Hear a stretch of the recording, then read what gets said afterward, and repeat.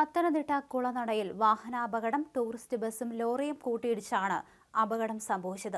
17ഓളം പേർക്ക് പരിക്കേറ്റു എന്നാണ് ലഭ്യമാകുന്ന വിവരം. ഇതിൽ 4 പേരുടെ നില ഗുരുതരമാണ്. ഞായറാഴ്ച രാവിലെയായിരുന്നു സംഭവം നടന്നത്.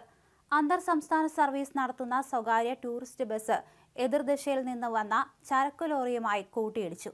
മാനന്തവാടിയിൽ നിന്ന് തിരുവനന്തപുരത്തേക്ക് പോയ ബസ്സാണ് അപകടത്തിൽപ്പെട്ടത്. 45 യാത്രക്കാരാണ് ബസ്സിലുണ്ടായിരുന്നത്. അടൂരിൽ നിന്നെത്തിയ അഗ്നിരക്ഷാസേന വാഹനങ്ങൾ വെട്ടിപ്പൊളിച്ച് ഡ്രൈവർമാരെ പുറത്തെത്തിച്ചു.